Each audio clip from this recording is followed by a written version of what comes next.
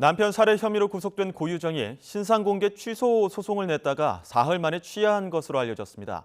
일각에선 흉악범의 신상공개를 더 강화해야 한다는 주장과 실효성이 없다는 주장이 엇갈리고 있는데요.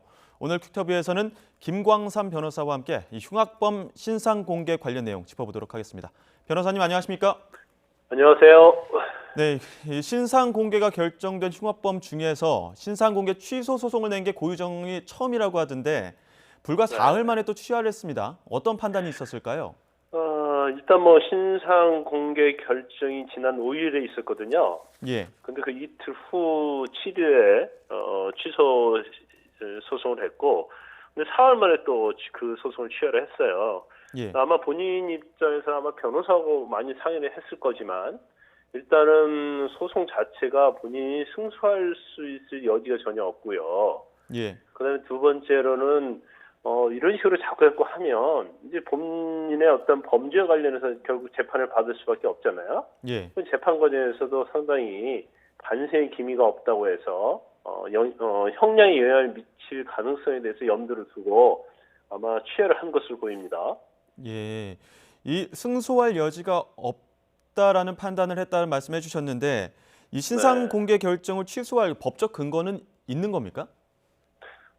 일단 뭐 그 신상 공개 결정을 했잖아요. 예, 그러면 그 결정에 대해서 문제가 있으면 여기에 대해서 소송을 제기할 수는 있죠. 음, 그렇지만 뭐 소송을 진행하는 것 자체는 고유정의 뭐 마음대로 할 수 있지만 결과적으로 신상 공개되는 결정 과정에 유법이 있다랄지 아니면 신상 공개해서는 안 될 요건임에도 불구하고 공개 결정을 했다고 하면 모르겠지만 예, 근데 그렇게 어떤 공개 결정에 하자가 있는 것으로 보이지 않습니다. 예, 그런데 본인은 그랬다고 그래요. 나는 죽어도 차라리 죽고 말지 신상 공개는 아들과 가족 때문에 하지 못한다. 예, 이런 식으로 얘기했다고 하고 그다음에 그 머리카락을 내리면서 자기 얼굴을 가렸잖아요. 예, 그때도 2시간 이상 자기는 밖에 나가서 얼굴 공개하지 못한다고 그렇게 고집을 부렸다고 합니다. 그래서 음, 간신히 설득해가지고 데리고 검찰로 송치됐는데 그 검찰로 송치되는 과정에서 본인이 이제 머리카락으로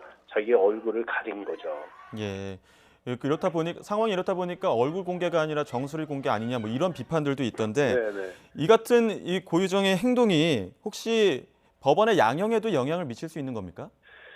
일단 전체적으로 보면 말이죠. 가장 양형에 중요하게 영향을 미칠 사안이 본인이 뭐 성폭행을 당하려고 해서 정당방위를 했다는 취지로 주장을 하고 있잖아요. 예, 이 주장이 이제 받아들였느냐 받아들이지 않느냐에 따라 양형이 결정될 걸로 보고 그런데만 전반적으로 보면 그 범죄 행위의 사전 준비 또 범행 도구 또 범행 이후의 행동 이런 걸 보면 사실은 굉장히 계획적으로 한 범죄라고 볼 수밖에 없거든요. 예. 그럼에도 불구하고 자기 다친 손에 대해서 증거 보존 신청을 하고 우발적인 범죄고 정당방위였다 이렇게 계속 주장을 하게 되면 이런 주장이 만약 받아들이지 않게 되면 형량은 굉장히 중하게 선고될 수밖에 없는 거죠. 예.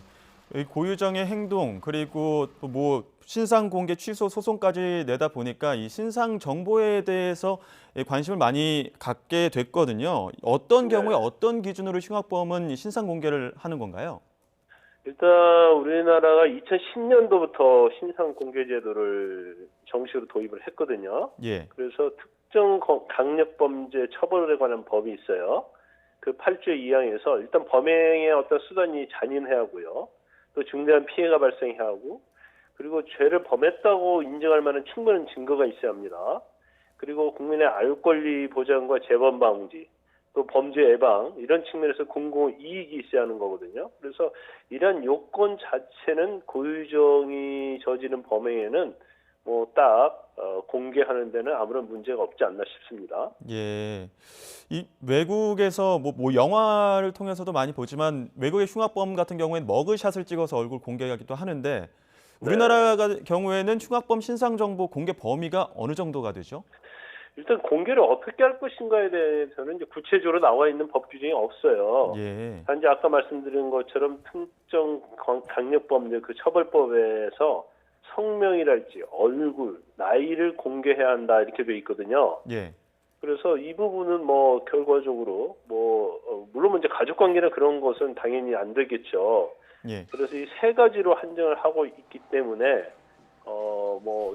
만약에 지금 이번에 사실 얼굴을 공개가 되긴 했었잖아요. 경찰 내에서 예. 찍힌 동영상에 의해서.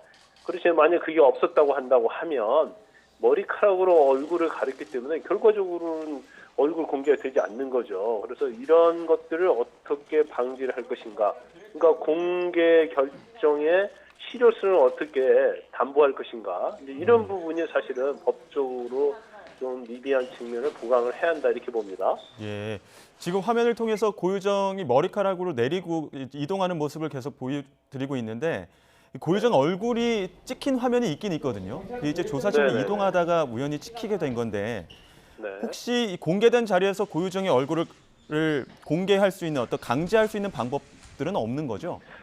지금 법 규정은 그게 미비하기 때문에 강제할 수 있는 규정이 없어요. 물론 공개를 해야 하는 범위가 얼굴이 들어가기는 하지만 예. 그러면 안 했을 때 어떻게 하냐? 그러면 강제로 머리를 쓸어 올려서 뒤로 넘기게 하는데 이것은 어떻게 보면 이제 인권적인 측면이고요. 예. 그 사람에 대한 신체에 대한 강제 처분이라고 볼 수 있거든요. 예. 그래서 법 규정에서 만약에 얼굴을 그런 수단을 가지고 자기의 얼굴을 보여주지 않을 때는 그건 뭐 어떤 형식으로든지 얼굴이 노출될 수 있도록 그런 규정이 보완이 돼야 한다 이렇게 봅니다. 예. 마지막으로 말씀하신 것처럼 그런 규정이 보완이 돼야 되기 때문에 지금 국회에서는 신상 공개를 강화할 수 있는 그런 법안을 발의할 것이다 이런 예정들도 있거든요. 여기에 대해서는 실효성이 있다고 보십니까? 저는 당연히 그 법이 개정이 돼야 한다고 봐요. 왜냐하면 예. 이 법 규정 자체가 공개하도록 된 취지가 있을 거 아닙니까? 예. 그 취지가 있음에도 불구하고 본인이 편법적인 방법을 사용해서 더군다나 이제 신종수법이다 이렇게 볼 수도 있는데 그렇게 하면 사실 법 규정 자체를 무력화시키는 거죠. 그래서 그렇게 무력화시키지 않도록 좀 약간 법에 세세한 규정을 담아야 한다. 그러려고 하면 법 개정은 당연히 있어야 한다 이렇게 봅니다.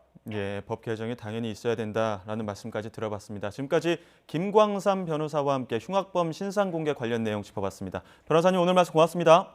네, 감사합니다.